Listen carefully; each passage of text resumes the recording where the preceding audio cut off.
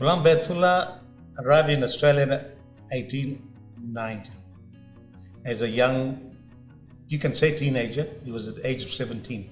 When he departed from a place called Gadap in Balochistan, he walked to Karachi.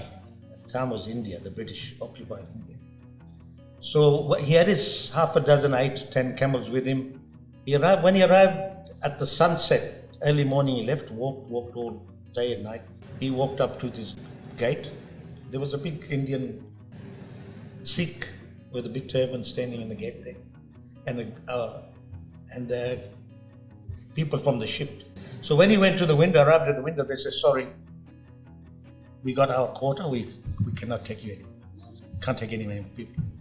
So a bit disappointed, upset. On the way back, it was winter time, December. So there's a male camel.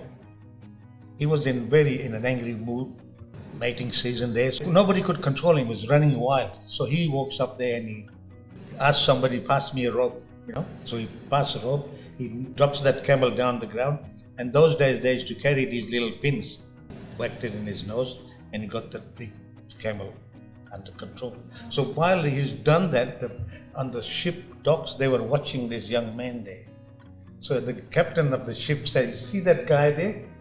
Bring him over. That's how he jumped on the ship with his camel, So they landed there in Port Augusta, 1890. Got a job with a company called Elders, telegraph line, supply stuff for them. He was 10 years in South Australia. Then early 1900s, the two brothers had a company called T&J Camel Carting Company.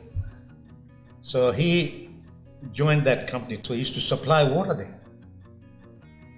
Carting water and the groceries from Geraldton. So I don't know if you know about Geraldton, there's a little suburb called Muhammad's Flats. That's what their headquarters was. 1910, there was a big floods, a lot of floods. Cyclone went through. So these towns were isolated.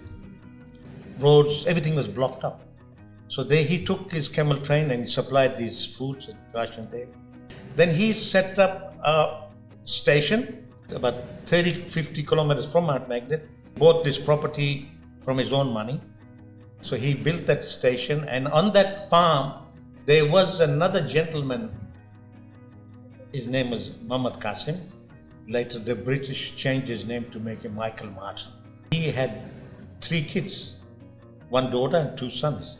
Father asked,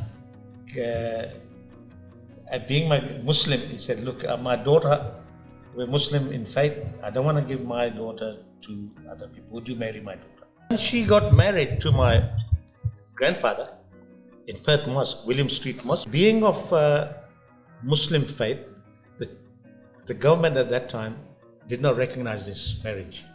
So my grandfather had to fight in the courts.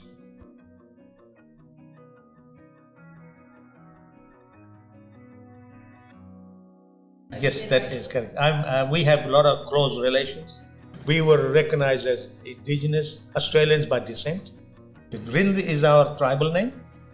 People ask us, how come his name is Baitullah and you guys are Rind? Well, where does Rind come from? Rind is our tribe name.